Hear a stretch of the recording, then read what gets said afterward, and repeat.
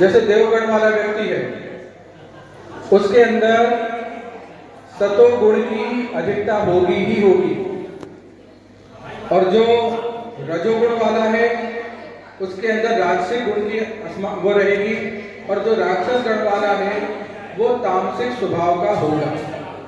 अब मान लो लड़के लड़कियों की शादी करनी है, अब एक देवगण का है और दूसरा भी देवगण का है, कोई बात नहीं, क्योंकि देवगण का एक स्वभाव रहेगा कि भाई सुबह उठो, जल्दी उठो, पूजा पाठ करो, नहा लो, उसके बाद भोजन वोजन बना लो।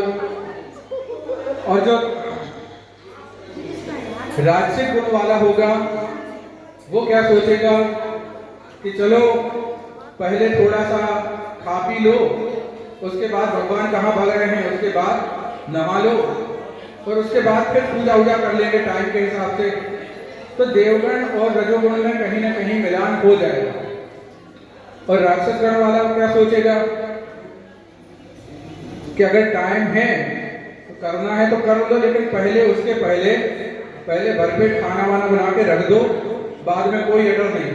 ये तीनों के स्वभाव में अंतर आएगा ही आएगा।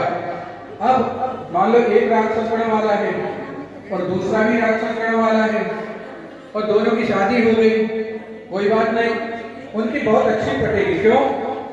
जब सुबह सुबह उठेंगे ना तो आदमी कहेगा कि भाई कोई हमारी बोतल वोतल रखी हो तो ले आओ, तो बीवी कहेगी कि बोतल भी रखी है, नमकीन भी रखा है साथ में, दोनों खाओ, क्योंकि स्वभाव मैच कर रहा, लड़ाई झगड़ा नहीं होगा।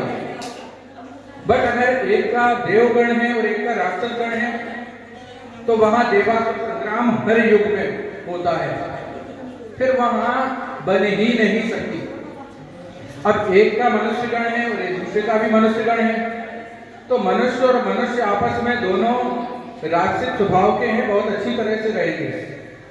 और अगर देवगण के दोनों हैं तो भी अच्छे रहेंगे। तो एक मनुष्य और एक राक्षस है, तो अगर एक मनुष्य और एक देव है तो आपने सुना होगा कि मनुष्य देवता की पूजा करता है, चलेगा। लेकिन एक राक्षस और एक मनुष्य है तो क्या वो साथ में रह सकते हैं? आपने कभी नहीं सुना होगा कि कोई राक्षस और कोई मनुष्य साथ में रहता है। यानी एक का तामसिक स्वभाव हो और एक का बहुत सात्विक स्वभाव हो, तो दोनों की आपस में बन ही नहीं सकती। समझ में आया ना?